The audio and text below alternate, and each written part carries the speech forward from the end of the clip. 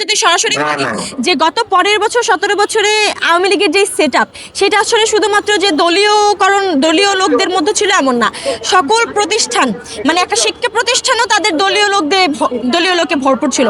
একটা চলচ্চিত্র অঙ্গন থেকে শুরু করে সমস্ত মানে সাংস্কৃতিক অঙ্গনগুলোতে এই ধরনের লোকে আসলে আমরা দেখি মানে জরাজীর্ণ হয়ে আছে। মানে বাংলাদেশের সব জায়গায় এই একটা ব্যাধির মতো ছড়িয়ে আছে। তো দেখা গেছে ইন্টেলিজেন্স থেকে শুরু করে বিভিন্ন জায়গায় তাদের কিছু সেট আপ এখনও রয়ে গেছে। পুলিশ প্রশাসন থেকে শুরু করে মন্ত্রণালয়, সচিবালয়, বিভিন্ন জায়গায় এই সেট আপটা এখন আমরা দূর করতে পারিনি। কারণ 5 তারিখ ফ্যাসিবাদের একটা অংশ পালিয়েছে, ফ্যাসিবাদের স্বৈরাচার পালিয়েছে, কিন্তু পুরো যে তাদের যে মানে একটা কাঠামো, সেটা আসলে বিলোপ হয়নি এবং সেটা আমরা এখন পর্যন্ত দূরও করতে পারিনি। তো এই সেট আপগুলো এখনও বহাল থাকার কারণে আসলে আমাদের এই বিচার কাজ থেকে শুরু করে এই প্রক্রিয়া চলমান রাখতে আমরা বিভিন্ন বাধা দেখতে পাচ্ছি।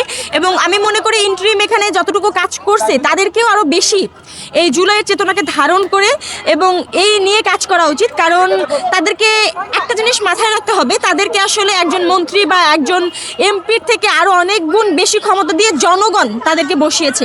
সর্বস্তরের জনগণ তাদেরকে ক্ষমতায় বসিয়েছে এবং সর্বস্তরের জনগণের যে আকাঙ্ক্ষার পরিস্ফুটন তাদের কাজের মাধ্যমে যদি না হয়, জনগণ কিন্তু খুব দ্রুত তাহলে তাদের বিরুদ্ধেও রাস্তায় নেমে দাঁড়াবে। কারণ হচ্ছে 5ই আগস্ট যেভাবে জনগণ স্বৈরাচারকে উৎখাত করতে রাস্তায় নেমেছে, এই 5ই আগস্টের পরে যে সরকারকে বসানো হয়েছে, সেই সরকার যদি জনগণের ম্যান্ডেটকে প্রতিফলন করতে না পারে, কাজে প্রকাশ করতে না পারে, তাহলে জনগণ আবার এই সরকারের বিরুদ্ধে কথা বলবে।